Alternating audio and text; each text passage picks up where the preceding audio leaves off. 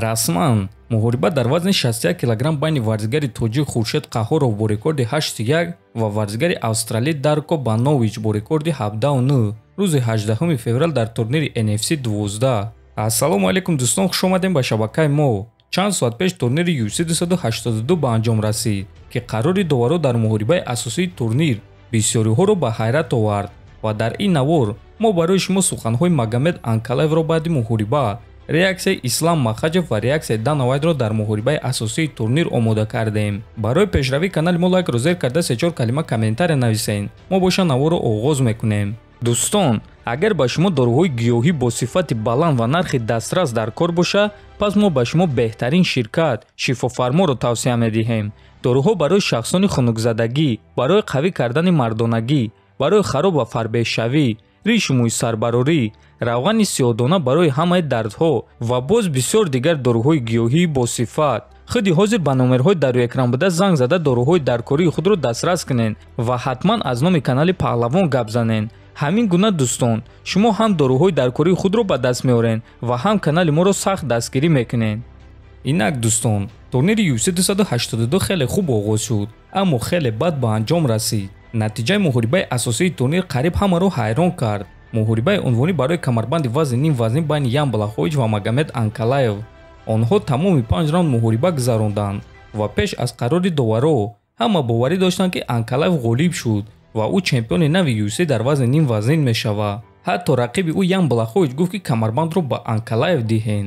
аммо доварони UFC ин муҳорибаро ничия ҳисоб карданд ва аз ҳамин сабаб ягон таи онҳо соҳиби камарбанд нашуданд ва камарбанд боз бесоҳиб монд. ҳозир боша суханҳои худи Анкалаев баъди муҳориба. ман чӣ гуфтам ман намедонам. ман дар ин муҳориба ғолиб шудам, аммо ба ман камарбандро надоданд. ин чӣ гап аст? ман дар муҳориба ғолиб шуда метонам, аммо ман зидди доварое ки дар ин ҷо нишастаанд ғолиб шуда наметонам ва имрӯз ман ин камарбандро бурд кардам. ман барои ғолиб шудан ҳама кори метонистагиамро кардам. агар ки ман дар стойка бой доданро оғоз кунам, ман дарҳол муҳорибаро ба замин мебарам. агар ки ман дар замин бой доданро оғоз кунам, пас ман кӯшиш мекунам ки муҳорибаро дар стойка гузаронам. ман ҳам дар замин ва ҳам дар стойка ҷангида метонам. аз ҳамин сабаб барои ман фарқ надорад ки муҳориба дар куҷо мегузарад. ман намедонам ки чӣ гап шуда истодааст. ман чӣ гуфтан ман намедонам, аммо гуфтанем ки мо чизи худро мегирем. ташаккур ба ҳама онҳое ки маро дастгирӣ мекунанд ва ғамхорӣ карданд, гуфтааст Анкалаев.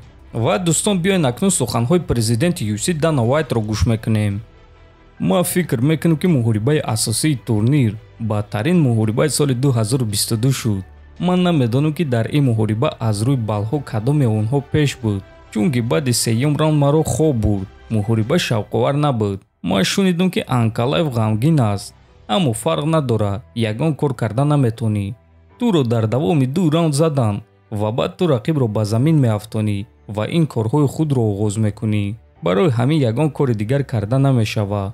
акнун барои ин камарбанд Гловер Тейшера ва Ҷамал Хил меҷанганд ва муҳорибаи онҳо дар Бразилия рӯзи 21 январ баргузор мегардад, гуфтааст Вайт. дӯстон, ман фикр мекунам ки аллакай ҳама медонад ки Анкалаев дар ин муҳориба ғолиб шуд, аммо барои чӣ ба ӯ ин ғалабаро надоданд? барои оне ки UFC ӯро чемпион дидан намехоҳанд. ӯ инсони хоксор аст, ба муҳориба мебарад ва ғалаба ба даст меорад, аммо ягон сухани зиёдатӣ намезанад. ва ҳамаи мо шумо аллакай медонем ки UFC дар аввал шоу ва баъд ҷангҳоро баҳо медиҳанд. онҳо мехоҳанд ки чемпионҳояшон бисёр гап зананд, машҳур бошанд.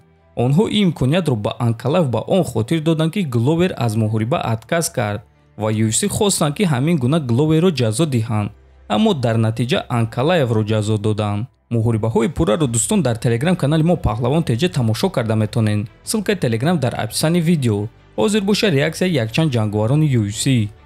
чемпиони вазни вазнин UFC Фрэнсис Нгану. Анкалаев ғолиб шуд, ба ӯи камарбанди ифлосатонро диҳен. ситораи нави UFC Муҳаммад Мокаев. чемпиони мо, ту дар ин муҳориба ғолиб шуди Магомед Анкалаев. чемпиони вазни сабуки UFC Ислам Махачев. намедонам ки барои ғолиб шудан боз чӣ кор бояд мекард. Магомед Анкалаев чемпион, навиштааст Махачев. дӯстон, дар ин турнир аз ҳама зиёд диққати мухлисонро Дрикус Дю Плейси, Раул Росаси ҷуниори 18 сола ва Илия Топурия ҷалб карда тавонистанд онҳо дар ҳақиқат муҳорибаҳои хеле дурахшон нишон доданд ва шумо метавонед муҳорибаҳои онҳоро дар телеграм канали мо тамошо кунед. ҳозир бошад дӯстон, фикр ақидаҳоятонро нависен, ҳатман дар канали мо обуна шавен то боздид хонобуду сарбаланд бошен.